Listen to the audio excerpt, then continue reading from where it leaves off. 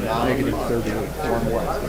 But what I Let me want to think know about it is just to make sure. if you Callaway apply County is right. a Because third not much of that damage. of the increased assessment, and then you apply the tax rate to it, how much taxes does that actually generate versus what we spend to do it. And it's not so much that there are other esoteric things that get involved there that you don't collecting as much taxes anymore. But all in all, Yeah.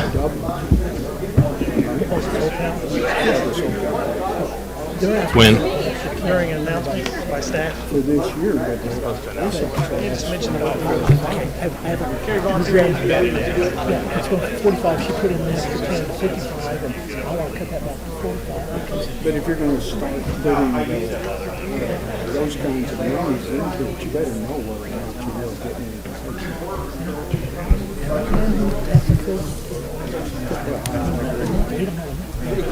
Somebody did correct about that. We want to talk to Steve.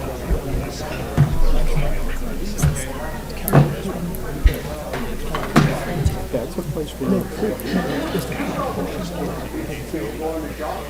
I'm just making 25%. Welcome. We will have a prayer by Councilman Larry Henry, followed by the Pledge of Allegiance. Heavenly Father, we'd like to thank you for gathering us all here this evening. Just thanking you for another day of waking us up. We'd like to ask you to continue to look over and watch our public servants here and abroad. We ask that you continue to look over our city. Ask that you continue to help the city council and city staff make decisions for this city that we feel that are in the best interest of our city. And in your name we pray. Amen. Pledge allegiance to the flag of the United States of America and to the republic for which it stands, one nation, under God, indivisible, with liberty and justice for all. Thank you. I'll call the City Council meeting for Monday, August 3rd to order. Starting with roll call, please. Branch. Here. Costello. Here. Graham. Here. Henry. Here. Hussey. Here. Mahalovich. Here. Prather. Here. Schreiber. Here. Scrivener. Here. Ward. Here. Thank you. Item 3, adoption of agenda, but we will have an addition under item 7, adding letter E, a presentation of the Sam B. Cook Award to the Parking Division. Do we have a motion? Second. All in favor? Aye. Any opposed? Motion passes. Item 4, miscellaneous agenda items. There are none. Item 5, public hearings. We have no public hearings tonight. Item 6, appointments by the mayor, and we have no appointments. All right, and before we move on to item 7, presentation from staff consultants and invited guests, I wanted to see if we have any scouts in attendance this evening. We don't have any tonight, but we always enjoy when they come. And also, I did want to make an announcement. I know our neighboring community, Holt Summit, had a tragic accident on Friday evening or Saturday evening, and I wanted to recognize our sympathies for the families, and I wanted to make an announcement that there is a fund set up for donations for the families. So I'll give you that information. Brian Crane, City Administrator of Holt Summit, provided the following information for the victims' families of the fatality accident in Holt Summit on Saturday night. Donations can be made with a credit card through PayPal on the church's website, which is the Gospel Lighthouse Church in Holt Summit at 222 East Center Street, Holt Summit, Missouri 65043. Their phone number is 896-4075, and their website is www.lighthousepcg.com, lighthousepcg.com, and they will be setting up that PayPal account for donations for the families, and our hearts go out to our neighboring community of Holt Summit during this tragedy and difficult time. Item 7 on the agenda, we'll start with letter A, the University Community Wellness and Recreation Center for Lincoln University update by Mr. Lockwood. Thank you, Mayor. since the last council meeting, the commission has met in closed session for a series of work sessions to debate and discuss the MOU. Drew has led us through that. We had a meeting earlier today, which we got the agreement pretty well in final form. Our goal is to submit it by Wednesday to Lincoln University to allow them to begin their review. Also, the floor plan has been modified and largely agreed to by both parties, downsizing the facility to get it back in budget, and we're anticipating giving the architect the go-ahead for continuation of plans and specifications in the very near future. Thank you. Does council have any questions for Mr. Lockwood? And if you would let either me or Councilman Mihalovich know the date of that next meeting, in case if either one of us can attend, we'll get back on that schedule. That would be great. Item B, Claudia Schoonover from the Missouri River Regional Library, and she was originally going to attend, but we have moved her appearance to she'll be at a meeting here in a couple of months. So rather than coming tonight, though, I was going to make a couple announcements for her that the library is bringing back the cultural concerts on the south lawn of the Capitol at 7:30 p.m. on these Friday evenings, August 14th, 28th, and September 11th. And for details, you can check out Missouri River Regional Library's Facebook page or their website calendar. So we'll have a full report from her in a couple of months. Item C, this is exciting. We have a former mayor here, Mayor John Landwehr, if you would come up to the podium to report, give us a recap on the 2015 Mayor's Cup Golf Tournament, which was held on July 24th at Oak Hills Golf Course. Well, thank you. I don't know how exciting this is. I'll try to make it exciting. On the 24th, we think it's the 10th annual. We're looking into archives. We think it was the 10th annual, maybe the 9th annual Mayor's Cup Golf Tournament. And so it's been in existence that long, so we think it's now become a tradition. And this is just a thank you. It was a very nice day. We have a couple of folks that helped out, really, and they do every year, and a lot of times they go unnoticed, and they're really supportive of events like this. But Bernie Fechtel and Joe Sheppers and Carl Vogel provided all of the liquid excitement for the day. Parks and Rec does a great job of hosting this event and other tournaments as well. The course is in great shape, and we look forward to next year. I think, Bill, Hole 9 will be up and running next year. That's going to be really great. Thanks to some of our T-Gift sponsors, Central Bank, Hawthorne Bank, some city council persons, and the city administrator were whole sponsors. Some of those items remain as accounts receivable, so we'll be following up with that. Bob Scrivener played. Thank you, Bob. Bob was on the adjoining threesome with me, and we have a vow of silence. We do not talk about how we played golf. Thanks to Mayor Carey for attending. She helped us start and then helped us end, so thanks for your support. Parks is doing a great job. One of the reasons why we started this really was to highlight all the good things going on at Oak Hills. It's a very fine municipal course. You should be very proud. And we raised about $3,000 through the Kiwanis Club, and all those dollars stay right here in Jefferson City. Oh, Rick played. Rick played? Yes. No. Oh, thank you. I just concentrated on Bob because we were trying to both locate the balls after we hit them. But thank you too, Rick, for playing. Anybody else play? I don't think so. That was it. Thanks again for your support. We'll be back next year. But that $3,000 through Kiwanis Club, every dollar stays right here in Jefferson City, various youth programs. So we're glad it's become a tradition, and thanks for your support. Well, John, thank you for hosting that every year for the last 10 years. It's a great tradition, and I was excited to be part of it for the first time. And we have some photos on the screen. In fact, there is Councilman Prather and Councilman Scrivener, and also former Mayor Eric Strumpf, who also played, and all the carts going out on the beautiful golf course. And actually, upside down, but me and Peggy, Mrs. Landwehr, and we sort of, I guess, took charge of the golf cart. That's as far as I got playing golf. But it was a lot of fun, and then a representative from Kiwanis there. And the funds that were raised went to Kiwanis. And that just shows the number of teams. You had quite a good showing. 21 teams. 21. So of 21 threesomes, so real good showing. We have room for a few more next year. We're going to try to get the word out earlier next year. Wonderful. And then me and the two mayors, so all three generations of mayors there. So we really enjoyed it, and thank you for hosting, and appreciate the two councilmen for playing in it, and all the others for being whole sponsors. And I didn't take any pictures of you on the golf course, so you don't have to be worried, but I'll know for next year. And we'll have to do a beat the mayor at something. I think so. Definitely. We'll come up with something. We will. Thank Thank you. you for being here, John. Appreciate it. Thank you. All right. And item D, the Old Town reports. We have Phil Freeman, the Old Town Revitalization Company. If you would like to come forward, Phil.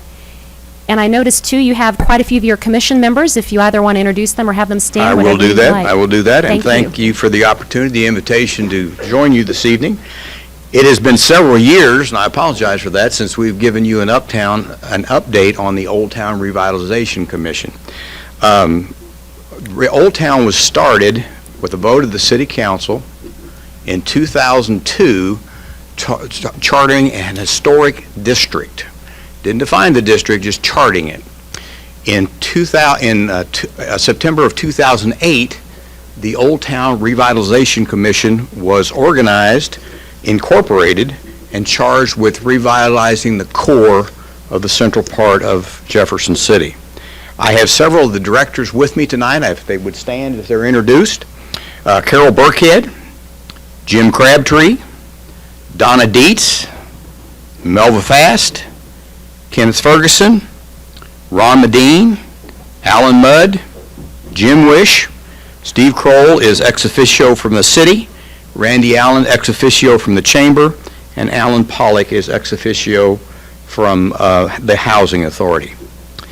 Ladies and gentlemen, Old Town by its definition, the boundaries are Clark Avenue on the east, Stadium Drive on the south, Dix Road on the west, and the river on the north. This encompasses almost all of your district, some obviously more than others. So our charge has been to revitalize that, and we've done it both commercially and residentially. I will point out that some of the largest employers in this community reside in those boundaries. Capital Region Medical Center, Central Dairy, Coca-Cola, Central Bank, Hawthorne Bank. So a lot of our major employers are indeed headquartered in that particular area. As I said, we kind of split our ideas when we started and thought about commercial redevelopment, but also residential redevelopment. We are a separate entity from the city. We are a separate corporation. We receive no funding from the city other than the down payment assistance, and that's not to us, and we'll discuss that a little bit later in the presentation. What I'd like to do is just give you a brief history of where we've been and kind of then quickly talk about where we want to go. This is a picture of one of the many successes we've had in the Old Town area. Of course, as you all know, Old Town has some beautiful homes that are very historic. Some have been well maintained, and unfortunately some of them have not. Some of them have been turned into multi-unit apartments, and obviously we are continuing to try to provide more ownership of the areas. One of the first projects we undertook was in 2008, the 100 block of East Dunklin Street. Now, to give you your bearings on that, that's Bush's Florist and Welcome In Again on the east, and the Echo Lounge on the west. In 2008, that block was virtually vacant. The photo on the lower left shows what that block looked like.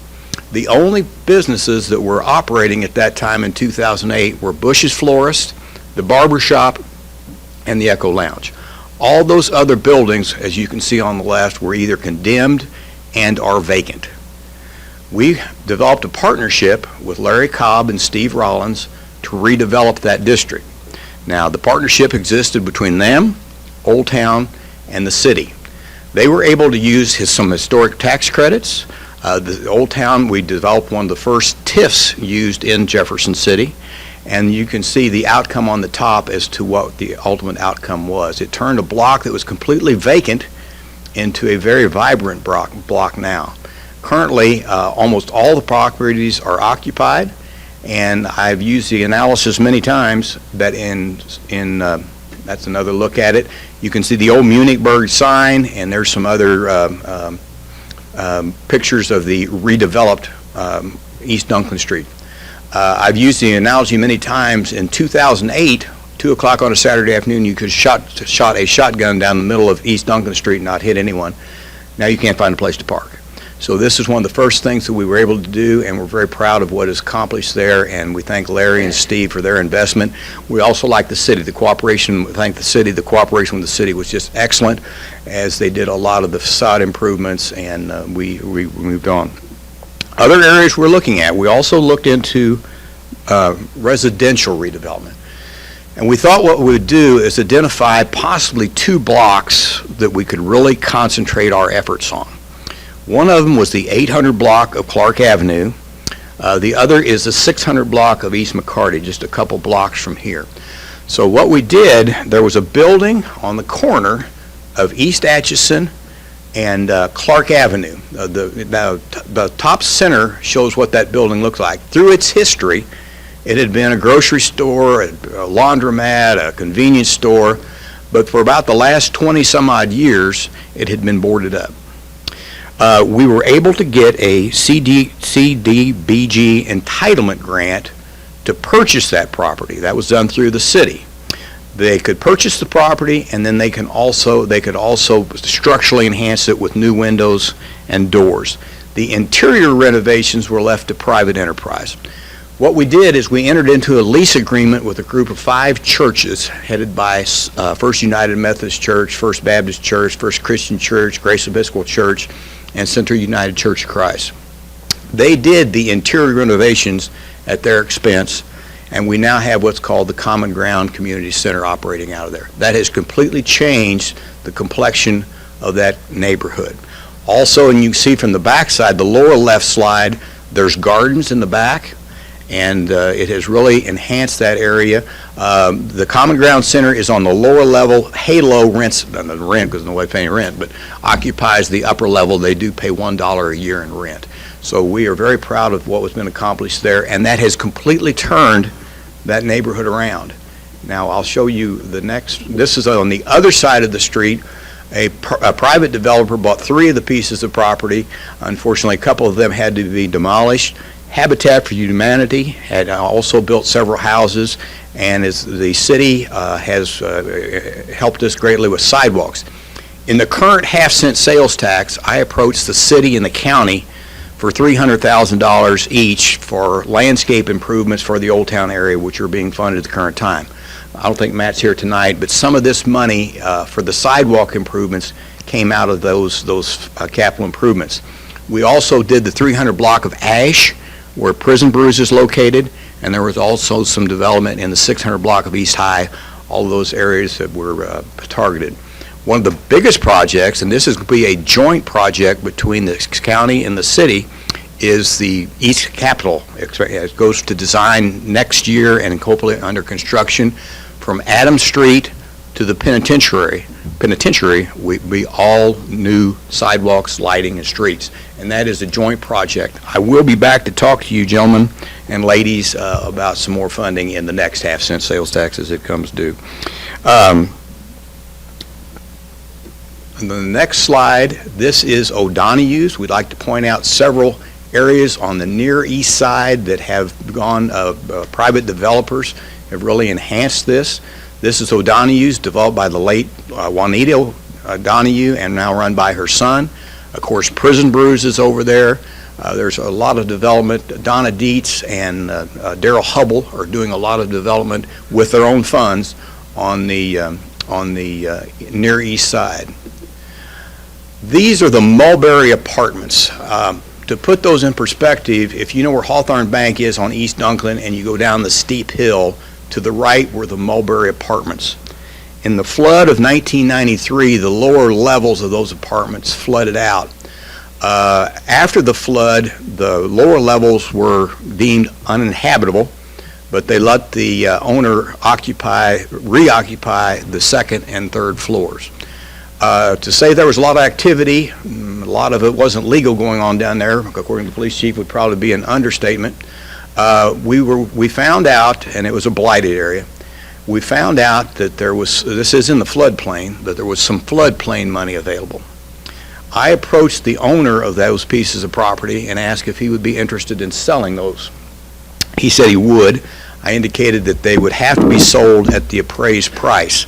They were appraised, and he didn't like the price, so the negotiations terminated. About 6 weeks later, the building furthest to the south caught on fire. I think the building was still smoldering when I got a call from the owner wanting to know if the offer was still on the table. I told him, well, there's 2 buildings instead of 3, so we would consider it, so we would have to have it reappraised. It was reappraised, and he didn't like that number again. So I told him that I would make a few phone calls to some of the business owners in the area, and we would make one more offer to him, and that would be his final offer. I made a few phone calls to a couple businessmen. We generated some private donations. He accepted the offer, and this is what the lower right-hand side is the park-like setting you see there today.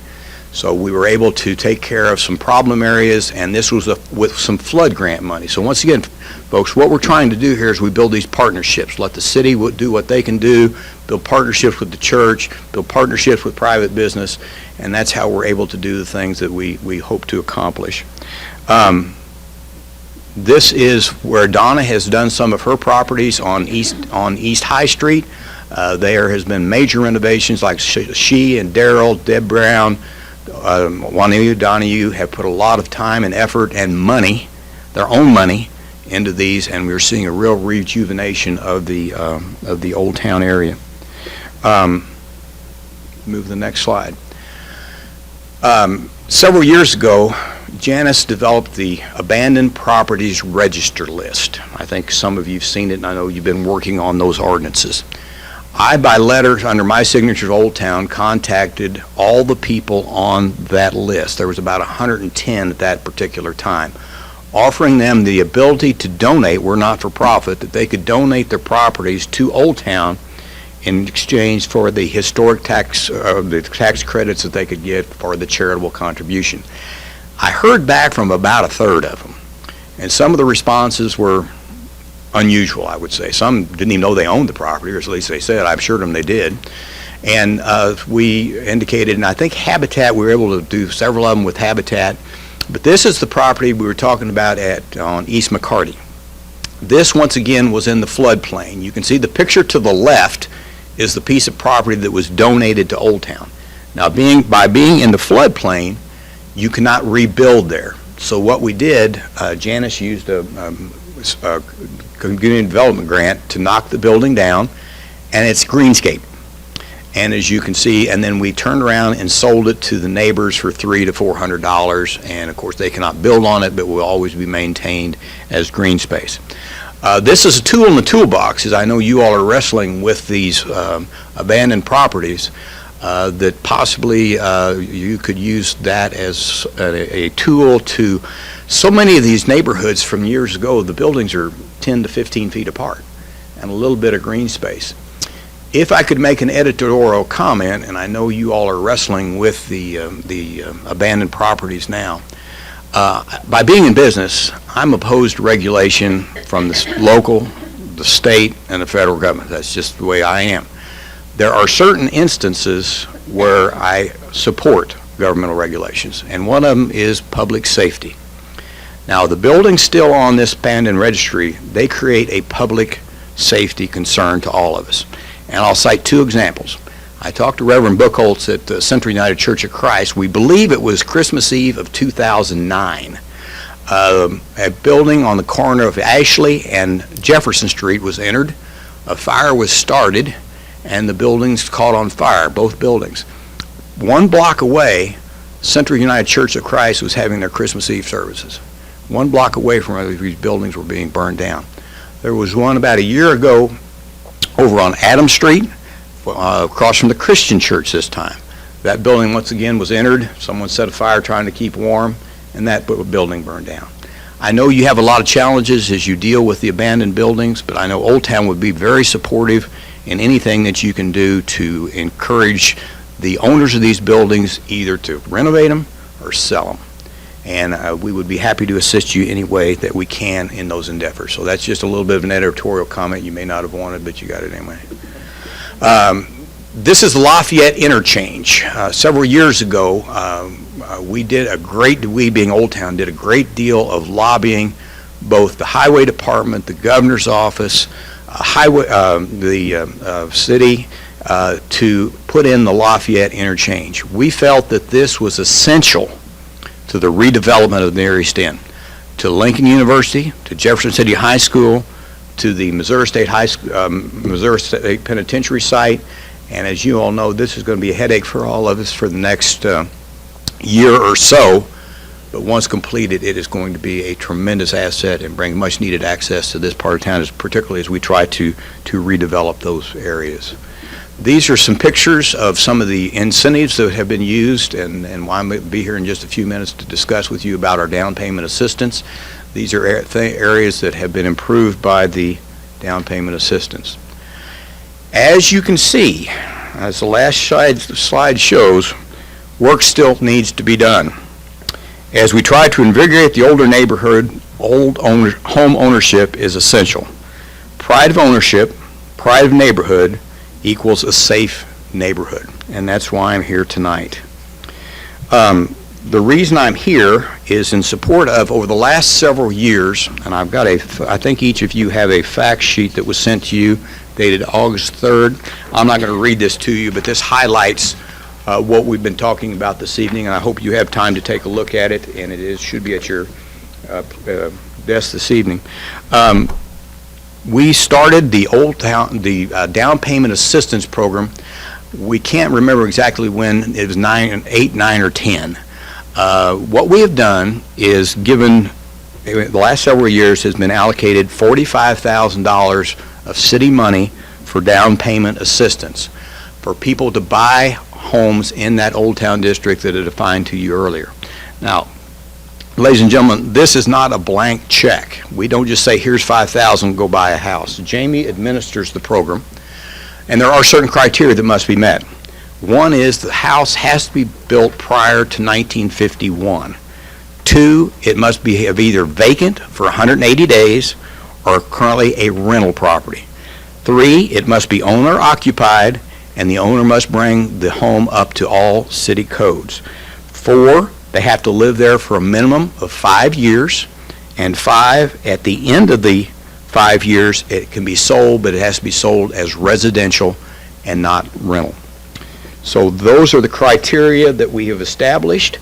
Since the inception of the program, we have done 51 down payment assistance. In your current budget, I think is $45,000, which would do 8 of the down payment assistance program, assuming at $5,000 at a time. Last year alone, the 8 were done. We were out of money by the 1st of March. So the program is active, it is viable, and it does present a alternative. So we are here tonight to encourage you to continue that support. I think the mayor has asked for an additional $10,000, which we certainly appreciate that. We appreciate anything that should be done. As I said, we are completely separate from the city. We work in partnership with the city. We partnership with other individuals, both private developers, churches, etc., and we try to bring this whole thing together. We receive no funding from the city. All of our money comes from the 5 local banks, and I have several of them present with us this evening that I'd like to introduce and personally thank them. Dennis Miller from Home Savings is here. Mike Helsher from Providence Bank. Chris Wood from Jefferson Bank, and Ken Littlefield from Central Bank.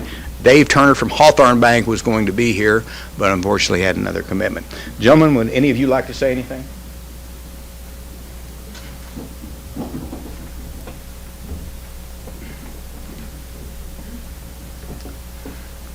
Good evening, everyone. I'm Ken Littlefield from Central Bank. I'm here this evening to support increased funding for the Old Town program.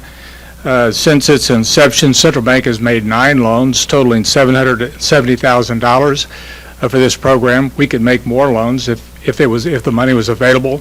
It's a very popular program with the borrowers that come in to do it, and as Phil said, they have to be first-time home buyers, and it's usually properties that need some work on them, and so $5,000 of either tax assistance or down payment assistance is a lot of money to some of these individuals, so it really helps. And I think we really owe some thanks to Phil Freeman. I know he doesn't get paid a lot of money for the work he does in this area, and he's very effective in getting it done. So for your consideration, I'm in support of this.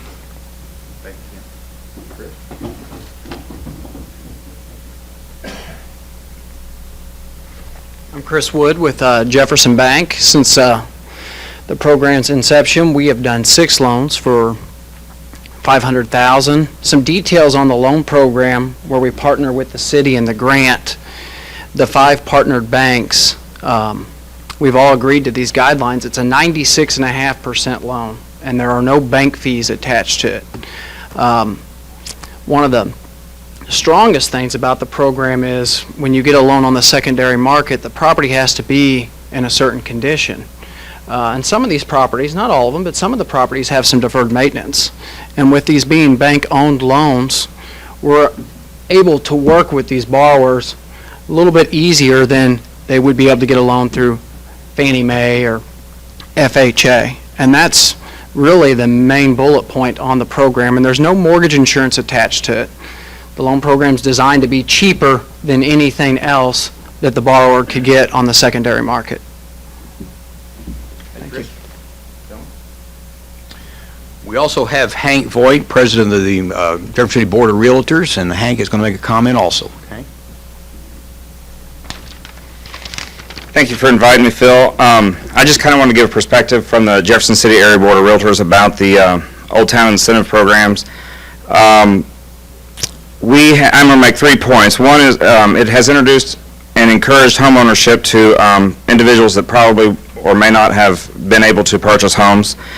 It also encouraged owners to occupy properties that might otherwise have been rentals or left vacant.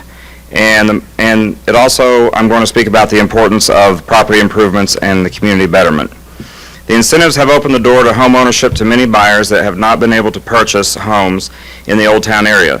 The programs has enabled a wider spectrum of buyers to participate and become homeowners. For an example, a 52-year-old disabled veteran living on a fixed income lived in a rented home on Walsh Street. He took advantage of the down payment incentive and a HUD grant and purchased the home he had been renting for almost 4 years. His monthly payment went from paying $315 in rent to paying $219 in a monthly mortgage. The Old Town Incentive Program has no doubt increased the number of owner-occupied homes in the area that might otherwise be used as rental properties. This makes for a less transient neighborhood and will encourage even more owner-occupied purchases. For an example, a single mom who had been renting on Washington Street finally got to purchase a home directly across the street from where she had been renting for 16 years.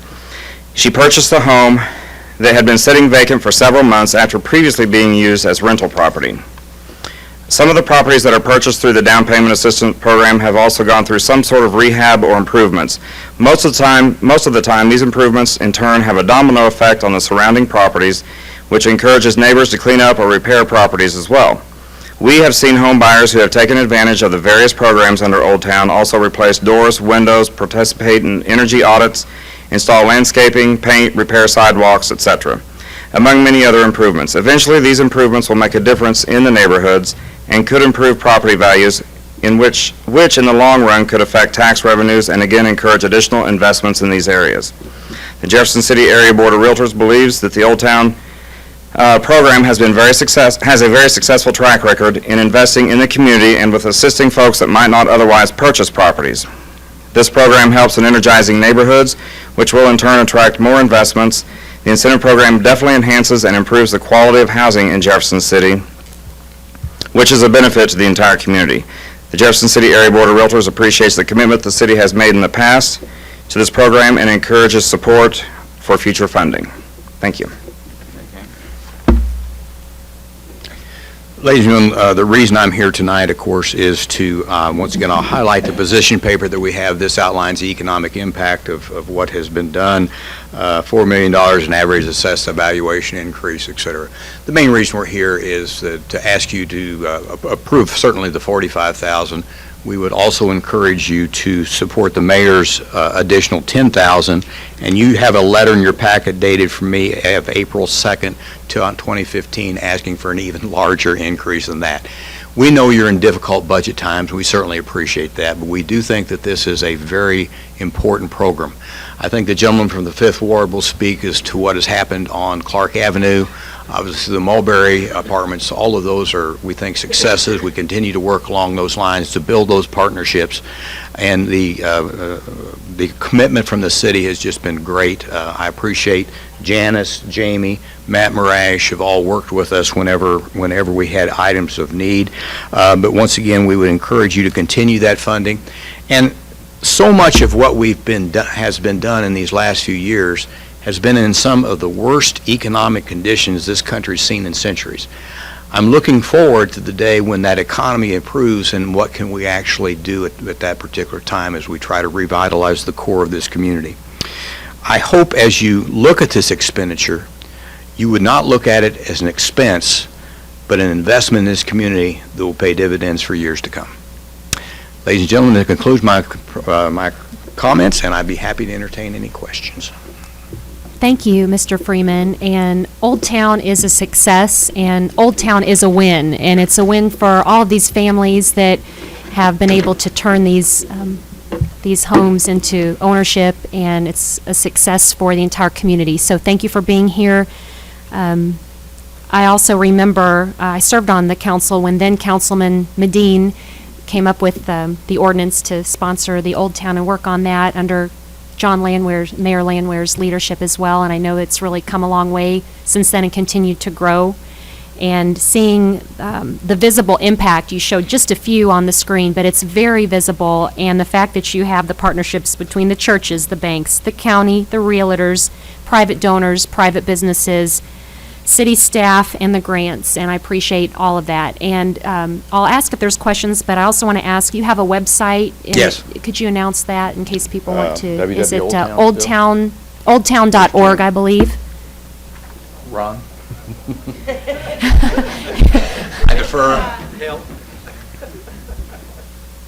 We have a website that will be back up soon. Great, under reconstruction. Okay, thank you.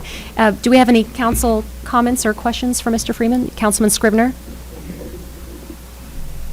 Phil, first of all, thank you for being here, and thank you for all the work that you put into this. And I want to thank each of the individuals who came forward and expressed their support. I do have some questions, I guess. Mr. Wood said that these are 96.5% loans that the banks are Some of them making. are, yes. So is the down payment assistance for the 3.5%, or is it a full $5,000 I'll let for Chris each respond one? to that. It's a matching grant, so it is not for the 3.5%. They have their own 3.5%, whether it's through other forms of collateral, and it is something that's matched by the grant. Chris, if you want to come to the podium, that would be fine, so they can hear. Thank you. It's a matching grant, Bob. So Okay. All right. each customer has their own 3.5% down, up to $5,000, and then it's matched by Jamie and her staff. Oh, okay. So if they have 3,000, they can get 3,000 from us matched? Up to 5,000. Okay, all right. And what's your experience? I guess, and believe me, this may sound critical, but I'm just trying to understand No, please. what the dollars that are involved. I mean, we're obviously contemplating putting a lot more money into it. You mentioned 300,000, that would be your preference, but. Well, not 300,000. Our request is to double the allocation to 90,000. Okay, all right. But at I any take rate- 300, don't get me wrong, if you Right. can find it. But you mentioned that as being something that maybe in the future that would, I think you said you approached the county and the. Well, the city. I'm sorry, Bob, that is on the sales tax, the capital improvement sales tax. For In this capital current avenue. one, in the Right. capital improvement sales tax, there's $300,000 from the city, and there's $300,000 from the county. And we use some of those monies for the Clark Avenue sidewalk improvements, the Ash Street in front of Prison Brews, down here in the 600 block of East High Street. Those were city monies. Right. But the joint project, the big one, will be a joint project between the city and the county, which will be the reconstruction and streetscape of Lafayette Street. But that's all part of the half-cent capital improvement sales tax. That's not part of the general revenue. So I guess one of the things that I'm interested in, and it's obviously not the city's responsibility, but it is important for the long-term viability of this product or this program. What's the experience been with the first-time home buyers in terms of making their payments and keeping their properties and. Once again, I'll defer to and, Chris, but as far as I know, it's been good. And I can just speak on upgrading- behalf of Jefferson Bank and Central Bank, but ours is, we have 0 delinquencies on this program. That's great, because in some ways, this, a 96.5% loan and then down payment assistance on top of it, really. We're trying to assist the first-time home buyers. When one of our plans was, back when gasoline was about $4 a gallon, and I outlined all the larger employers, we were going to try a campaign of saying, why live in Lynn and Eugene and Westwood Heights when you could live in Old Town and ride your bike to work or walk to work? Now, gasoline prices have fallen, but we still have that same basic philosophy. Let's re-energize the core of the community, and home ownership is the key to it. It's given that homeowners take better care of their property, they're concerned about their neighbors. Renters are not. Renters come, renters go, and unfortunately, some of the people that own the rental houses, they're just in it to get the monthly rent, and they will not put a dime back into it until city or someone actually forces them to do it. Okay, well, I was just looking at the list here. You mentioned $4 million in increased excess or evaluation, and I couldn't come up with any of those kind of numbers, so I was just curious. That's in increased assessed valuation. Right. Right. Yeah, Uh, and that's the 51 properties, first $4 million, that assessed valuation, nearly $80,000 per residence. And those are the numbers that we've come from through city through city staff. All right. Thanks, Phil, again for being here, and thanks for all the work that you do for Appreciate the it. city. Thank you, Bob. Besides this, I know you've done an awful lot through the Thank you. years. And Thank I you, appreciate that. Councilwoman Laura Ward, thank you. Hi. Hi. Thank you for coming and sharing all this information. Thank you for inviting me. And thank you for your efforts, and especially thank you for your vision. You provided a lot of variety in the tools that can help with the ownership to put these historic homes back on the tax rolls so they can be contributing to our revenue fund. We had discussed last week during a budget meeting how bleak the 5-year projection was of our revenue fund, and I think us supporting programs and projects and incentives like this will help increase that revenue fund in the coming years. And I'd like to thank you for your partnerships, how you've reached out to those who can provide assistance. And I live in Ward 2. I've always lived in the urban core of the city. I love the urban core of the city. I think it's exciting. I love the diversity of it. I was fortunate, my husband and I, to take advantage of the revitalization loan program through Central Bank 3 years ago. And we restored an abandoned home. And we would not have been able to do that if not for that loan that provided us the revenue to be able to put back in. We were able to also take advantage of historic tax credits through the state, so that also helped us. That's what helped us on the 100 block of East Dunklin. So historic tax credits made that project Yes, possible. and I live right around the corner of that development. And, we have a lot of energy that's starting to happen in our downtown and our uptown, and I just think it's exciting, and I thank you, those of you that are helping with that. Thank you. I appreciate it. Any further questions, comments? Before I close, one thing I forgot to do is thank the bankers for their assistance in financing us. They finance all of our advertising, our website, which is down, but which should be back up soon. We appreciate them. We appreciate what they do. You don't realize what committed community banks we have, not just to Old Town, but to this community. And not only with their money, but the way they encourage their employees to become involved on city commissions, chamber committees, United Way. So we have a very good, dedicated community banking that I meant to thank earlier, and you provoked me to remember that. Thank you. Thank you. And that's also why I added the increased $10,000 in my proposed budget, is because it's matched by so many other sources and what the banks have put in, and the effect on the community is it's really amazing on what a small investment can do, so a lot of Well, matching and once again, I funds. want to thank Janice, Jamie, Matt. They have been instrumental finding these grants. They're out there, you just have to find them.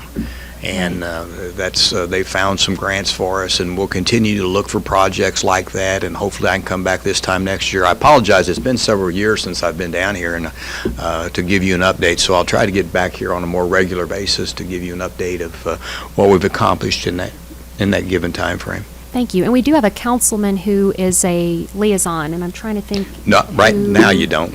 Okay, we'll have to appoint one then. Ralph Looks like. Bray was, and Okay. anybody volunteers. All right, well, if the council would consider that, if any of you are interested in serving as the Old Town Liaison, please let me know. I would love to have one of you serve on that, so just let me know. We'll get somebody to your next meeting. Appreciate Jamie, it. that The can let next us meeting know. will be Wednesday, September the 30th. We meet the last Wednesday of the month. Okay, I'll look And we forward meet to at Donna hearing Dietz's from- on East High Street. So Okay. we welcome any or all of you, and you're certainly welcome.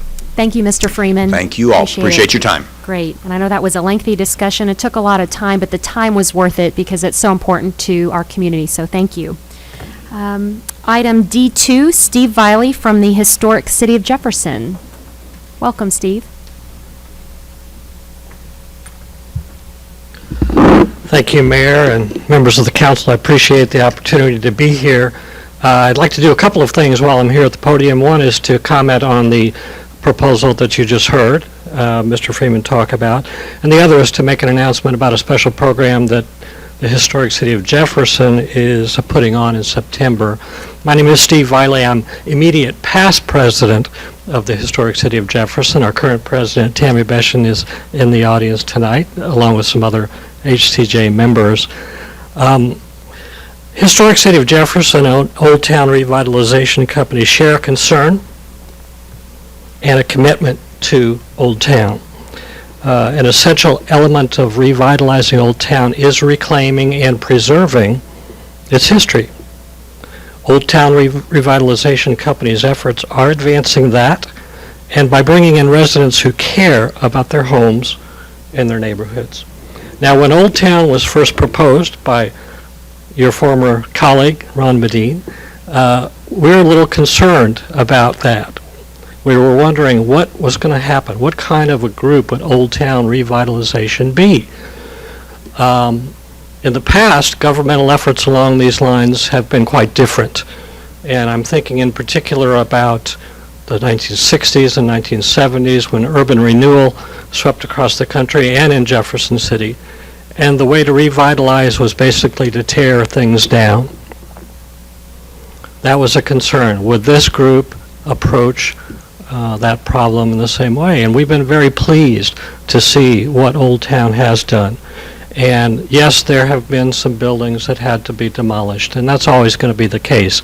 But basically what they've been doing is finding ways to help preserve and revitalize single-family dwellings and businesses, and you saw those pictures that Mr. Freeman presented. So that's very encouraging to us. It's very encouraging for Jefferson City, and I think it is something that all of Jefferson City should support. You know, you can look at these problems with a carrot approach and a stick approach. And I know I've been here before to talk about the stick approach and how sometimes we need a bigger stick. And we do. There are some things that we'll talk about hopefully in coming weeks and months that might address that. But, you know, I think Old Town's philosophy has been more of the carrot approach. And I think that has been a very good thing for Jefferson City. And so we support, the Historic City of Jefferson supports that work, and certainly urge you to adopt the renewal of the 45,000, and if you can add the 10, we think that would be a very good thing for Jefferson City. I know you've got a lot of concerns about money and budgets, and that's going to be, you know, it's a tight situation, but this is something that's positive for Jefferson City, so we encourage you to do that. HCJ, Historic City of Jefferson, will be proposing some other measures this fall that we think will further the effort of preserving Old Town properties while revitalizing Old Town, and I hope to be back with you in the fall to talk about that. The other thing, if I could just real quickly, make an announcement about this special event that Historic City of Jefferson is sponsoring. It is our pleasure to announce to the council and the community that the annual Historic HCJ Homes Tour will be held on September 20th this year. It will feature homes designed by renowned architect Hurst John. There are a number of homes in this community and in Columbia, where Hurst John's office was, that were built in the 1950s, 1960s, 1970s, so not quite as historic as our Civil War tour was last year, but they're very distinctive homes, and several of them will be open for touring in September. And the late architect's daughter, who is also an architect, Martha John, will be making a presentation that day as part of the activities. So we invite you all to come to that. Tickets will go on sale in about 2 weeks, and the money for that all does go to support the programs and activities of the Historic City of Jefferson. That's all I have to say. I'd be very happy to answer any questions you might have. Thank you, Mr. Viley, and always appreciate a former councilman being here, and not only you, but Mr. Medina, and having a former mayor. So we've really had some great history and leadership here tonight. Do we have any questions for Mr. Viley? Thank you for being here on behalf of the organization, Historic City of Jefferson, and for you all being here. Thank you. Item E, we have in addition to the agenda, to present the Sam B. Cook Award on behalf of the Downtown Association. We have Downtown Association President Stephanie Bell, who is going to come to the podium and give us some information about the award. And I would like to ask our recipients that are representing the Parking Division, Britt Smith and Buck Wilson, if they would also come forward and stand on either side of Stephanie while she reads the information about the event. Welcome, Stephanie. Thank you. On Saturday evening, we had Downtown's annual fundraiser called the Piccadilly, and we were pleased to present the Sam B. Cook Award to the City of Jefferson's Parking Division, and I'm just going to read our brief comments that we shared with the attendees that evening. These folks often get a bad rap, but tonight we're here to set the record straight. Over the last several years, we have been working side by side with this group of individuals to generate creative solutions to some very complicated issues. I'm not saying they don't hold their breath when I first tell them I've got a new idea, but they are willing to explore new ideas with open minds and find common ground. They are both responsive and flexible, and when we face challenges, they find solutions. We approached them about early street closures, and their solutions were signs that made it so the streets could close at 5 instead of 3, giving downtown patrons additional time to visit their favorite businesses. We went to them to help us find a better system for routing people to the parking garage during events, and their solution was to design a whole new scheme and new signs to get people to that garage. They have opened the garage when snow has filled regular parking areas and have put forth an extra effort in our streetscape improvement efforts to keep downtown worthy of the most beautiful small town designation. So, on Saturday night, we were very honored to present the Sam B. Cook Award to the City of Jefferson's Parking Division. Thank you. I'll give a round of applause for Britt Smith and Buck Wilson. And if all three of you would like to come forward, I actually have the award, which was presented Saturday night. And I have to say, I had nothing to do with it. As a downtown business, I had nothing. It was all completely by the Downtown Association, the nominations and the selection process. And I think it's wonderful, and I was very excited when I learned that the Parking Division won. So if we want to have everyone come forward, and we'll get a picture here. Maybe Gail, I think Gail's going to take a picture, and then also we have Margie, Buck's wife, in attendance, who will come forward and take some pictures here.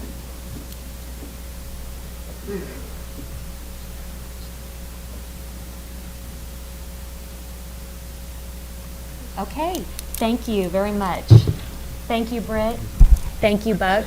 Appreciate it very much. You all do a lot of hard work for the community, and it's definitely recognized. Thank you, Stephanie Bell, for being here as well. All right. And also thank you, Margie, for being here this evening, too. Appreciate that. All right. Item 8, announcements by the mayor, council, and staff. I have a few announcements this evening. And I forgot to mention on the screen, we have Buck and Britt and myself the evening of the event, which was a really nice evening. Basically, that fundraiser is to raise money for the Downtown Association. They raise money for the Christmas lights, and that's how they do their major fundraising, so appreciate people being there. And I guess this next announcement I'll go ahead and make, I wanted to give a recap of the Friends of the Park event. It was an ice skating party they had last Sunday, and I said last time I was going to ice skate and I'd be there, and sure enough, I have this to prove it, myself wearing ice skates. And it was an 80s theme, which explains the wardrobe. But we had quite a blast. I really enjoyed it. Hadn't ice skated in 30 years, and the ice arena opened officially on Monday last week, so this was kind of a kickoff. People who are Friends of the Park were able to go and ice skate for free. There were a lot of kids there having fun, and even though it's been 30 years since I put skates on, I have to say once I got going, I didn't want to get off the ice, and it was a lot of fun, and I really enjoyed it. I would encourage you to take your families. I mean, in July and August when it's hot, what better thing to do but go to the ice arena? So that was a fun event. If you're not a Friend of the Park yet, please go on their website, and it's free to join, and you'll hear of all of these exciting things that are happening. Bill, do you have anything else to add on the Friends of the Park? I didn't see you on ice skates, but maybe next time. It was a lot of fun. And appreciate Phil Stiles. I know he announced it last time, and he did a lot of work for that event. Also have a letter from the city's Cultural Arts Commission that I received, and the reason I received it is we were a business supporter, but I wanted to share it with the council because I think it's important since it is a city commission. And also I want to keep in mind, I had proposed an additional $2,000 in my proposed budget for the Cultural Arts Commission, and they work with the Cultural Arts Foundation. I'd mentioned they raised $10,000 of private money at their event, and actually I was wrong. They raised $14,000. So most impressed at that commission. The Ice Cream Splash event was a huge success. With 1,300 people in attendance, we grossed just over $14,000, and our success truly belongs to you and your participation in helping the Jefferson City Cultural Arts Foundation achieve our goal for this premier annual fundraising event. Thank you does not seem nearly like enough to express our gratitude for your kindness and generosity in donating time, resources, staff, and support. But we do thank you. We appreciate all you did to help us achieve our goal in this first step to secure funding for the Splash Park. We are well on our way. Next, we will be having an online giving campaign to continue to raise funds and awareness for the Splash Park. We hope to have the Splash Park built by the end of 2016. With your kind support, we are so much closer to making this a reality for all families of Jefferson City. A free Splash Park on a hot summer day will provide all with refreshing, healthy new venue for outdoor fun. To show appreciation, please be assured your donation will be permanently remembered within the construction of the park design. Stay tuned to the Ice Cream Splash Facebook page to watch the park's progress. We are hoping you'll be excited about participating next year as well, and it's good to know that they are going to plan the next one. As we have worked hard to develop a fun event to support the work of the Cultural Arts Foundation, we sure would appreciate your commitment to the annual Ice Cream Tasting Splash Festival. I want to name the volunteers because these people who volunteer their time put countless hours into making this event a reality. The Cultural Arts Commission members, chaired by Lucia Kinchelow, Vice Chair Zach Wilson, Secretary Don Govang, Commissioners Cindy Layton, Lisa Chasting, Gara Loskill, Laura Underwood, Taryn Pruitt, Casey Osterkamp, and Suzanne Luther. Council Liaison is Councilwoman Laura Ward, City Staff Jamie Abbott, and the Foundation members Lucia Kinchelow, Joanne Furley, Ron Medine, Cindy Layton, Angie Gandhi, Angie Schulte, Misty Snodgrass, Nathan Nicholas, and Rachel Flaster. So 14,000 and having a goal of a splash park is impressive, and I thank all of them and the community for supporting that wonderful event. So hopefully they'll have more excitement to report to the council as they move forward with that proposed splash park. All right, I also want to announce I will be speaking this Friday at the Eastside Business Association meeting. They'll be meeting here at City Hall at 7:30 a.m. and appreciate their invite. And also wanted to announce that the city has a new website. I think we briefly announced it at the last meeting, so I'll call Mr. Betts forward to the podium to give us some information. If you haven't checked it out yet, be sure to do that. Mr. Betts? Thanks, Mayor. That's correct. The city's rolled out their new website. We're actually working on changing our domain. So if you go to Jefferson City mo.gov. That actually takes you to the new domain that we're using for the website. You can still get there by going to jeffcitymo.org. We've just redirected it. But the new website was a lot of hard work by all the departments. It wasn't just the IT department. So it takes a lot of folks. I think we have about 30 folks that contribute to the website that work in the city. So a lot of effort put forth by all of them to help us get it rolled out. And so we had thousands of pages that had lots of information out there that it took about 18 months to get the new website in order. So hope you all have a chance to look at it. Thank you. It looks substantially better than the old one. Councilman Mahalovich? Yeah, why don't you inform us of a few of the new features that citizens could look forward to? Sure. One of the features that's really nice on it is if you, any of the pages you can sign up. So let's say you're interested in city bids, you can go on there and there's an email link, and if you click on that link, it will ask you some information, and anytime that page changes, so anytime a new bid gets posted to that page or whatnot, you'll get an email letting you know that something has changed on that page. So you can do that on any of the pages. One thing that we've worked on, it was kind of part of the old site, but is more noticeable on the new site, is a lot of the information that we do that's paperless type things, getting information about city government going back into the 1800s. I think Phyllis has done a lot of work. So a lot of that information is now more put forward and more able to be seen there. So those are a couple of the newer features that you'll notice on there. All right. Thank you, Mr. Betts. Thank you. All right, and I have an announcement about an upcoming open house public hearing. Mr. Smith, did you want to announce the open house design meeting? Yes, thank you, Mayor. On Thursday, August 6th, from 4 to 6 in the large conference room or the Boone Bancroft room here at City Hall, we'll be having an open house on the design for the Jefferson Stadium intersection improvements, which is currently under design and hope to be under construction next year. We'd appreciate anyone who could to make it to that. And if you have interest in it, about the project at all, it would be a good place to get your questions answered. Thank you, Mr. Smith. And my last announcement, I saved the best for last. United Way is having, the city's United Way group is having a Dunk Fest Thursday, August 13th, I believe here at City Hall around lunchtime. So I just learned of it today and was asked to pass it along to all 10 councilmen. So if you could go ahead and block off some time on your schedule for Thursday, August 13th. I'll send out the details when I know more. I know the city has a very strong United Way fundraising group and appreciate that. So I reported and asked if it's a dunking booth. I don't know yet what Dunk Fest is, but that doesn't matter, does it? I think we could all be there in support. It is a dunking booth. Somebody's shaking, Britt is shaking his head yes. Okay. So, and I remember from the last dunking booth, Councilman Mahalovich with fully clothed with his suit and his hat on and his newspaper. So had the News Tribune and everything ready to go. So you may want to pull that outfit back out, and we'll have to do that. So I'll plan to be there, and hopefully we can all show support for city employees and their efforts in the United Way. Do any council members have announcements today? Thank you. And we do have also 4 standing committees, so be sure to check out the city's website, and you can see the dates and agendas of those meetings as well.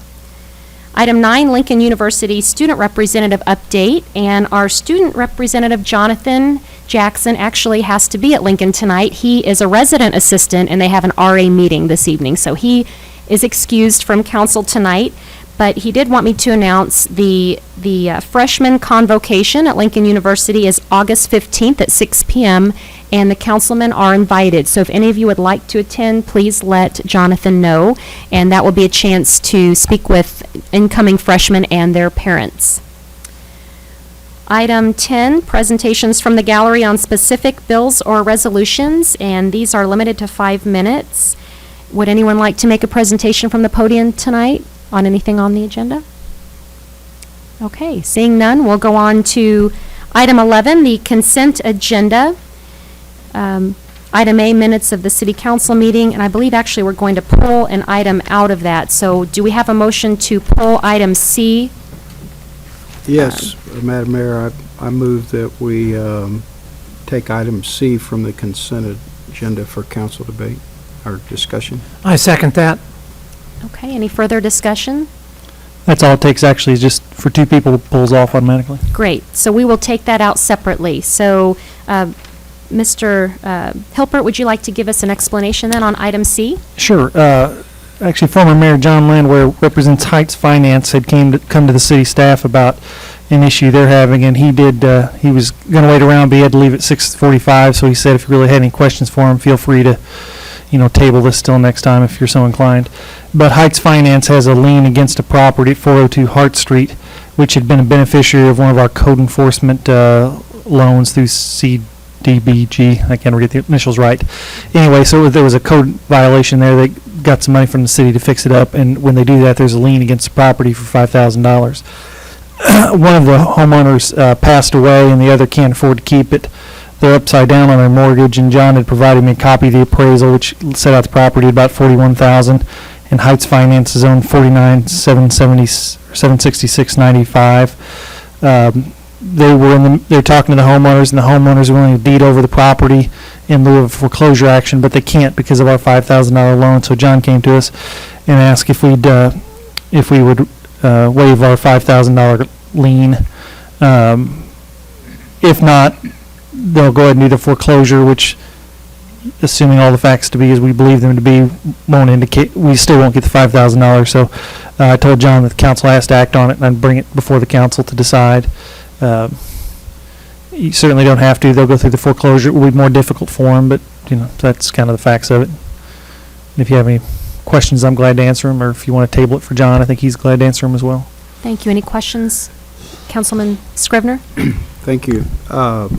I guess, I don't see any alternative other than to release the lien, but I guess I just was interested in maybe if staff could give us some insight into how we choose who's going to get these loans and what kind of qualifications, if any, that they have. And because when you have scarce funds, I think that we ought to be careful how we allocate them and how we use them. Yep, that's a Janice or Jamie Sure. question, I think. And Jamie's here, and she can add to what my remarks will be. But this particular program is funded by Community Development Block Grant Program.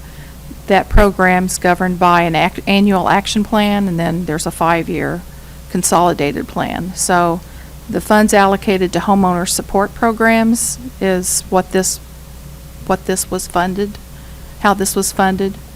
So Jamie, if you have any additional comments on that. Basically, the people that participate in the programs are low to moderate income families and individuals, so that's how they qualify to participate in the program.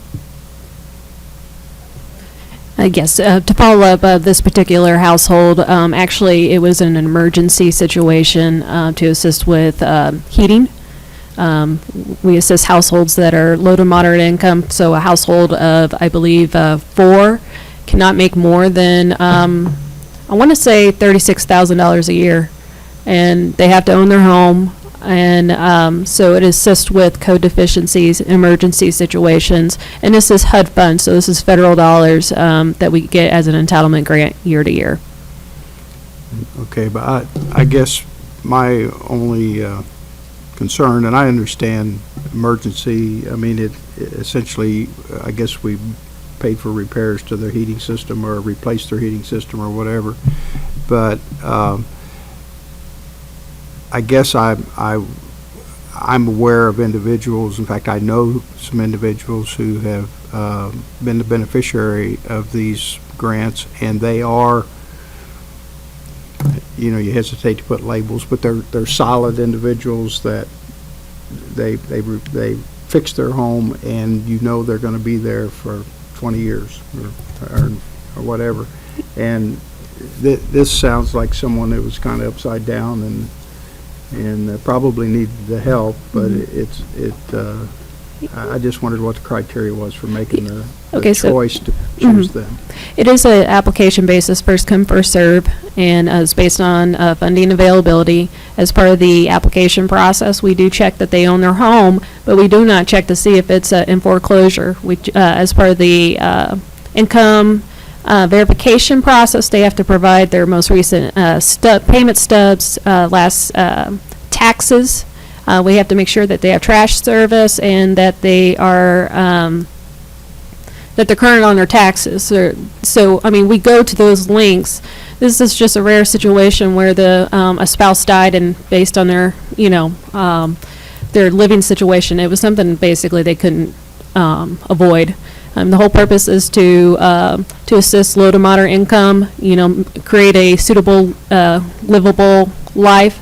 That could be disabled individuals, veterans, anybody of that sort. It's just, it's basically to help individuals who may not have the means to correct any code deficiencies on their properties. Well, it sounds like probably the key to that, to what you just said, is first come, first serve. If that's the way the program is set up, then you don't really have the discretion to choose to assist someone who might, have more staying power, so to speak.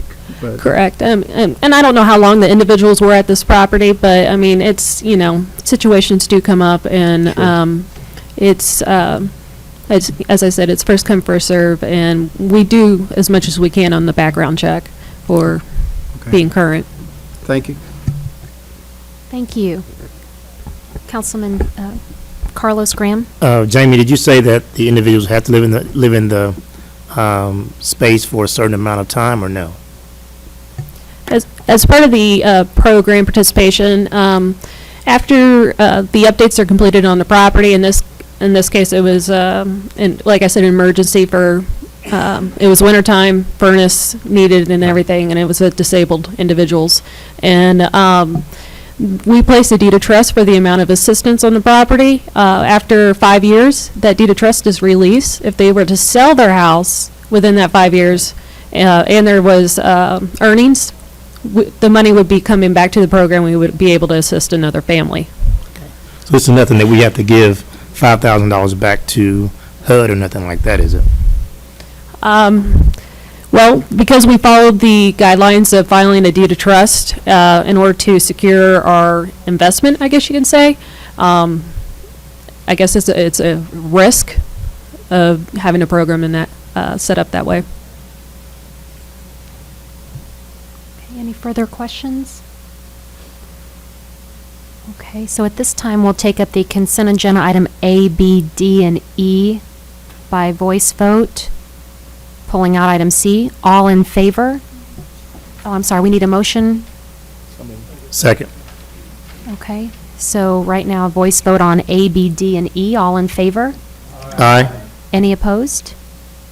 Motion passes. At this time, do we use the original motion they made to pull out C, or do we need a motion?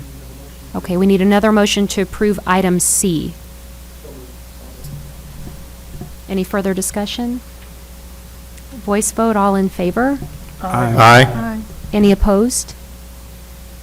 Okay, motion passes. Item 12, bills introduced, 2015-32.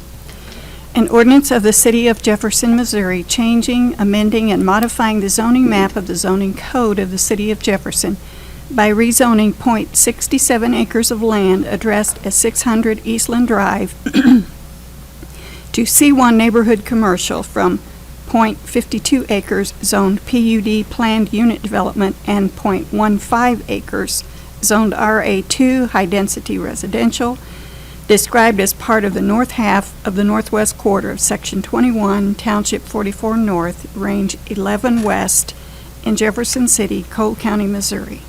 Thank you. Mrs. McMillan? Thank you, Madam Mayor. This item came before the Planning and Zoning Commission in July. The property that is the subject of this bill contains .067 acres. It's located on Eastland Drive, just north of Highway 5063. And it's in an area of commercial developments, actually on the edge of commercial zoning and residential zoning. This particular lot is split by the zoning line. About half an acre is zoned PUD, Planned Unit Development, and .15 acres is zoned RA2 High Density Residential. It's the site of a veterinary clinic at the present time. The owners have expansion plans, And we would also like to rezone this property to C1 neighborhood commercial. Would fit in with the neighborhood, get rid of the RA2 PUD zoning line that splits the property, and would allow the property to be developed and expanded under the city's zoning and building codes. As I mentioned, the Planning and Zoning Commission reviewed this application at their meeting on July 9th and recommended that it be approved. The public hearing on the rezoning is scheduled for the next council meeting on August 17th at 6 p.m. I'd be happy to answer any questions. Thank you. Any questions for Mrs. McMillan? Thank you. Bill 2015-33.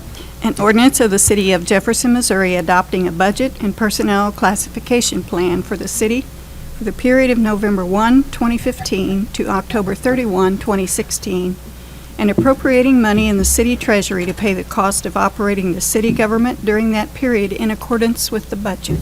Mr. Betts? Yeah, thank you. This is for the annual city budget. The city budget is currently set at $58,059,112.11, and that's for all funds. So that includes parks, wastewater, parking, general fund, airport, transit, all of the different funds that the city has there. The general fund itself is $30,509,712.93. The city council as a whole meets as a budget committee on every Monday and Thursday whenever there's not a council meeting on those Monday nights. So every Monday and Thursday pretty much for the month of August and into September if need be. That information can be found on the city's website. If you go to the city website, on the left-hand side you'll see the FY 2016 budget if you would like to see the budget schedule or see a copy of any of the budget information there. Happy to answer any questions. Any questions for Mr. Betts? And the public hearing is going to be at our next council meeting on Monday, August 17th. So at that time, really, if the community wants to give input, I guess at any time they can call or email their councilman for input, but if they would like to come to the podium, that would be the time. That's a correct statement, yes, ma'am. Great. So Monday, August 17th, if the public could come, that would be great. Any other questions for Bill? And Bill 2015-34. An ordinance of the City of Jefferson, Missouri providing for the levy of city taxes and establishing the rate of taxation for the City of Jefferson, Missouri for the year 2015. Mr. Betts? Yep, this is the annual property tax bill. The city every year has to establish a property tax rate by August 31st. And we have to get that information to Cole and Callaway County collectors. The property tax is currently set at 46 cents for the general fund and 9.61 cents for our fire retirement. So it's a total of 55.61 cents. This is not a year where the council can raise it to the ceiling. This is a year where we have to hold pat. So if the council wanted to, we could not raise it to the ceiling. The council could lower it if they so chose to do.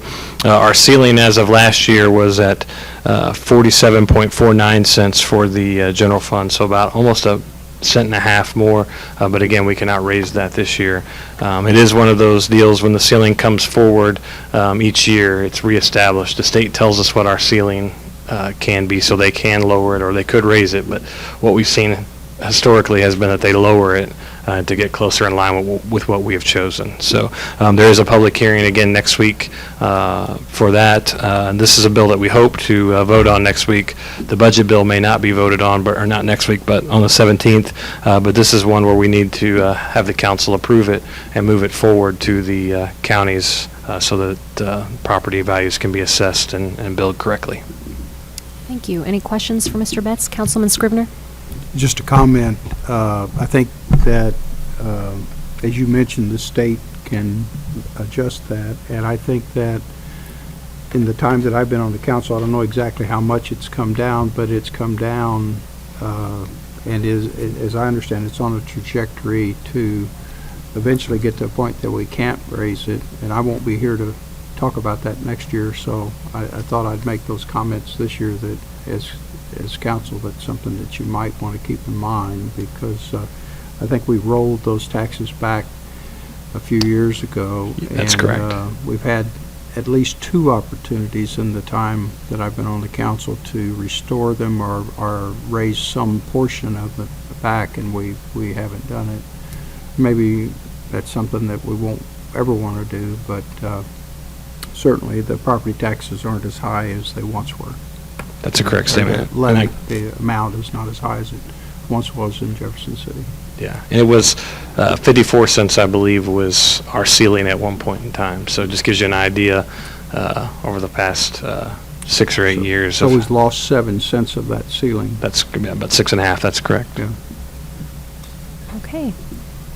So the public hearing for both the budget and the tax levy rate are the next council meeting, Monday, August 17th. That's correct. Thank you. And we also have one other public hearing that's kind of encompassed in these, and that's for our gross receipts utility tax. That goes with our budget. What that is for things like cable or electric or gas. There's a utility tax. We call it a gross receipts utility tax. For some of those items, the threshold for those is 7 cents. And there's a public hearing. That's the reason I'm explaining this. Is there is a threshold of 7 cents on those that was voter approved. We've looked back. It's some time ago that was voter approved, and the council had put that in order. I mean, we're talking back in probably the 80s or 70s is when that was. And some of those were not at the threshold, and some of those were at 5.5 cents versus the 7 cents. But there is a public hearing, and again, the council could raise those thresholds or lower those depending on how they felt. So, and Thank you, Mr. Betts. All right. 2015-35. An ordinance of the City of Jefferson, Missouri authorizing the mayor and city clerk to execute an agreement with J. Lewis Crum Corporation in the amount of $132,838 for the HVAC renovations at Regional Water Reclamation Facility, RWRF project. Mr. Smith? Thank you, Madam Mayor. This, as the clerk stated, this bill would authorize a contract with J. Lewis Crum Corporation for HVAC improvements at our wastewater treatment facility. Over the past few years, or actually more recent than that, but over the last year or two, we've experienced quite a bit of problems with our heating and air conditioning system over at our plant. And as you might imagine, with our lab facility there, climate control is very, very important for running proper tests, et cetera. This project would replace our boiler, the outside condensing unit, and give us a new control system, which we believe will solve all the problems. This project is funded through the wastewater fund. I'd be happy to answer any questions. Thank you. Any questions for Mr. Smith? Thank you. Bills pending 2015-29. Oh, I'm sorry. Councilman Scribner? That's okay. I do have a comment. If I understood Mr. Betts correctly before he left the podium, he indicated that there is a possibility that the council could decide to adjust the tax rate on utilities. Is that what he said? And if that is what he said, I would think that for budgeting purposes that whatever room there is to make an adjustment, we ought to know what that is for our budget considerations. We may not want to make any adjustment, but we ought to at least know what that adjustment might be and how much monies it might generate. Sure, Mr. Betts? sure, I can send that out to the council, get you some information on that. Probably tomorrow or the next day. We have those figures. The city administrator and the mayor, neither one put that into their budget, but obviously the council's budget is the one that we operate under, so I can get you that information, no problem. My guess is we won't either, but we ought to at least know what they are. Absolutely. Thank you. Good comment. Any other comments, questions? Okay. Bills pending 2015-29. An ordinance of the City of Jefferson, Missouri amending Chapter 17, Section 17-11 of the Code by defining the term convicted. Mr. Helper? Thank you, Madam Mayor. The business license section of the code allows the finance director to take administrative action, disciplinary administrative action, upon a conviction of certain offenses. However, the code doesn't define conviction, so it leaves open a couple of questions. So we just wanted to mirror some state language that would, so conviction would include not only a conviction by a judge or a jury, but also someone who pleads guilty or pleads no contest, which sometimes folks will plead those things and they get some kind of a suspended imposition of sentence. So they're guilty of the offense, they just get out of the punishment, but we wanted to include that as a possible item to have a business license disciplinary action. Happy to answer any questions. Any questions for Mr. Hilpert or comments from council? Hearing none, roll call, please. Branch. Aye. Costello. Aye. Graham. Aye. Henry. Aye. Hussey. Aye. Mahalovich. Aye. Prather. Aye. Schreiber. Aye. Scrivener. Aye. Ward. Aye. Bill passes. 2015-30. An ordinance of the City of Jefferson, Missouri, authorizing the mayor and city clerk to execute a $4,678,658 agreement with Lamke Trenching and Excavating Incorporated for the Basin 5 and 6 upgrades, Phase 2 Contracts A and B project. Mr. Smith? Thank you, Madam Mayor. As clerk stated, this bill would authorize the construction contract with Lamke Trenching and Excavating for some wastewater improvements. This is another project associated with our goal of eliminating our wet weather overflows within the city and also upgrading our sewer system. Another byproduct of this particular project is that we will be separating some flows from a separate basin that is being brought to a neighborhood sewer system, and by diverting that force main to another location, we reduce the risk of basement flooding into those neighborhood sewers. I'd be happy to answer any questions. Oh, this project is funded through the wastewater fund. Thank you. Any questions or comments? Councilman Scrivener? By neighborhood sewers, are you just talking about a portion of the city sewer that serves neighborhoods, or are you talking about a sewer system that we've brought into our system that was part of a subdivision sewer system? The former is the city sewer, but it's going through a residential neighborhood, and in that sewer, it has connections from the house directly to that sewer. And if there is a problem that exists downstreams during the time that the force main is discharging into it, there's a potential that can end up in people's basements. We're eliminating that potential by routing that around the residential system down to a larger sewer system more capable of handling that flow. And this is in the budget, and it's being financed by the bond issue that was part, that our voters voted on, 4 years ago? That is correct. Thank you. Any further questions, comments? Roll call, please. Costello. Aye. Graham. Aye. Henry. Aye. Hussey. Aye. Mahalovich. Aye. Prather. Aye. Schreiber. Aye. Scrivener. Aye. Ward. Aye. Branch. Aye. Bill passes. 2015-31. An ordinance of the City of Jefferson, Missouri, authorizing the mayor and city clerk to execute amendment to the solid waste contract with Republic Waste Services, doing business as Allied Waste, to extend the contract to May 31st, 2016. Mrs. McMillan? Thank you, Madam Mayor. As the clerk mentioned, the current contract with Allied Waste Services, now Republic Waste Services, will expire October 31st. And so even if the process to select the next solid waste provider for the next contract period is completed and approved by October 31st, additional time will be needed for the contractor to provide setup time to begin service. So staff is asking the council to extend the current contract through May 31st, 2016. Any questions of Mrs. McMillan? Councilman Scrivener? When are the RFPs that they're on the street, and when are they due back? The proposals have been received. Okay. So they're under review, recommendation will be coming to the council at some future point. They are quite detailed and will take quite some time to go through and sort out all of the options that are presented. They certainly won't be available to us prior to what we're voting tonight, so that's obviously okay. Very good. Any further questions for Mrs. McMillan or council discussion? Okay. Roll call, please. Henry. Aye. Hussey. Aye. Mahalovich. Aye. Prather. Aye. Schreiber. Aye. Scrivener. Aye. Ward. Aye. Branch. Aye. Costales. Aye. Graham. Aye. Bill passes.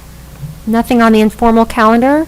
Resolutions, do we have a motion for RS 2015-13? So moved. Second. Mrs. Powell will read the resolution. A resolution supporting the Missouri Junior Golf Association's effort to construct a Links for Life 9-hole accessible golf course in North Jefferson City. Mr. Hilpert? Thank you, Madam Mayor. Councilman Mahalovich and others wanted to take some time to offer their appreciation and thanks to the Junior Golf Association for their efforts north of the river to create the Links for Life golf course. And I think Mr. Hovis, we hoped he would be here tonight, but he couldn't, I gather. But the resolution itself commends the Junior Golf Association for their work, also commends the National Guard for their efforts that they came in and did quite a bit of work during a couple of rainy weeks. And also, one of the issues over there, of course, is the levee, and it also directs staff to communicate with the levee district and assist in their efforts to increase the protection that levee provides. And encourages people to learn more about the Links for Life and support the project if it's something that they support. And I think really that's kind of a summary of the resolution. I think Councilman Mahalovich might add something to add. Thank you, Mr. Mahalovich. For people that want to learn more about this, they can go to the Missouri Golf Association website and learn more about the Ken Lanning short course, which will provide 9-hole par 3 handicapped accessible golf course. And I just encourage people to get make themselves aware of that and the opportunity to their opportunity to fundraise for that particular course is available on their website, so you can learn more about that.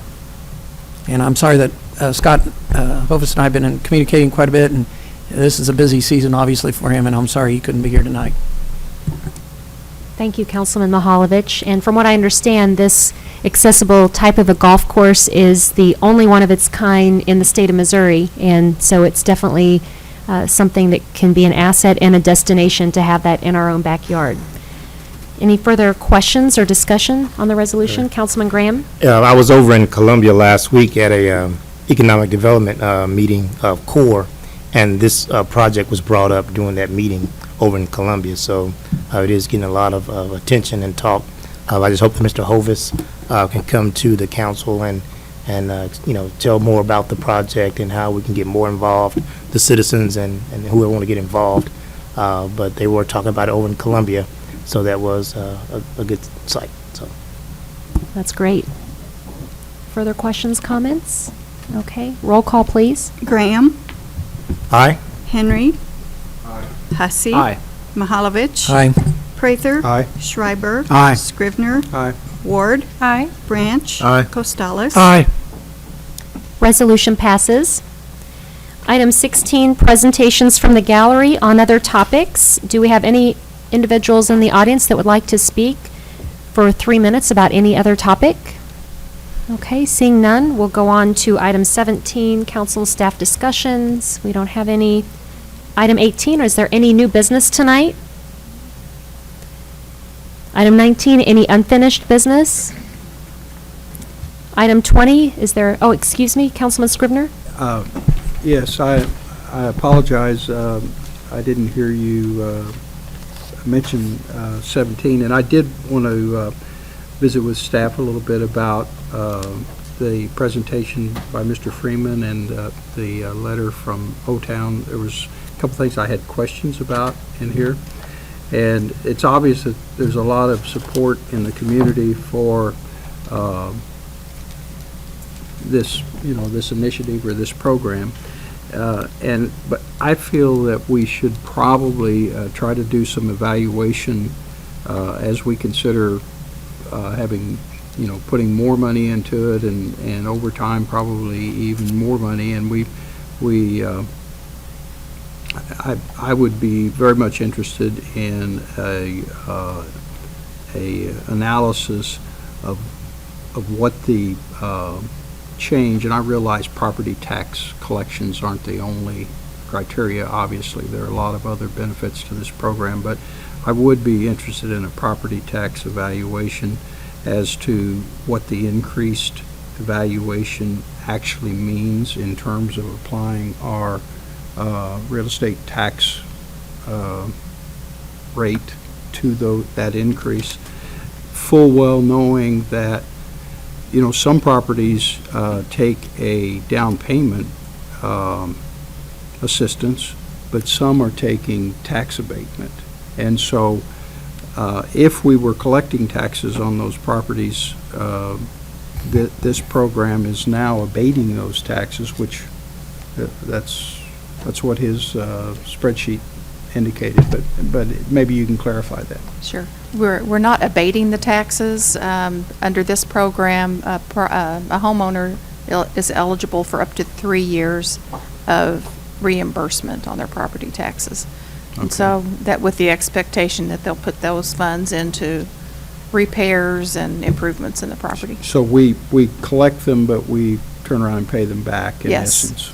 Okay, all right. So for 3 years, you don't collect any property tax? Or you collect it, but you don't have the benefit of it? Correct. Okay, all right. So I guess I would be interested in what that, again, being sensitive to income, what that has meant to the cities. Now, on the city's incentive programs, there's no income qualification. So it's a little confusing. There's really two programs. The Community Development Block Grant Program is a complementary program that can be partnered up sometimes with the city's incentive programs. But the city's incentive programs are don't require an income qualification. Requires the person to be a first-time home buyer and to get the special deal on the bank loans. But other than that, the property has to be vacant or used as rental property. So you don't have to be a first-time home buyer if you're not going to get a loan, That's special loan from the bank? Correct. Okay.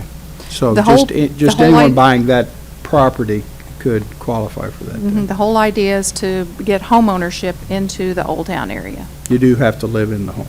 Yes, you have to live in the home But for 5 years. If the rest of the council agrees, I don't want to have a lot of work for nothing, but I just feel like that it would be, in fact, I started that spreadsheet on my own, and I thought, well, staff could probably do it easier than I could. Yes.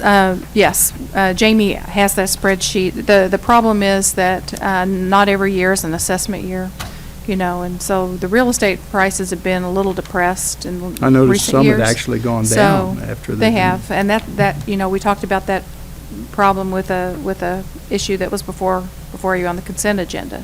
So that's kind of the issue there. But we can do that analysis, and that's certainly good information for the council to have.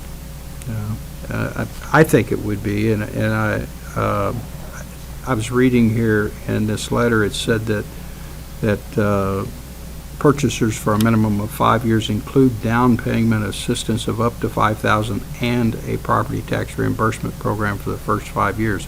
Is that either or is that both? It can be both, but the tax reimbursement is for a maximum of 3 years. Okay, all right. So anyway, that would be my interest in trying to have a spreadsheet to look at. Thank you. So it sounds like Mrs. Abbott will get the spreadsheet to council and you'll Yes, we have that answer them. spreadsheet. Okay, great. Thank you. Thank you. Are there any other discussion topics from council? Okay. Hearing none, item 20, is there a motion to adjourn? Second. Roll call. Oh, it can be voice, never mind. All in favor? Aye. Aye. Thank you, have a great evening.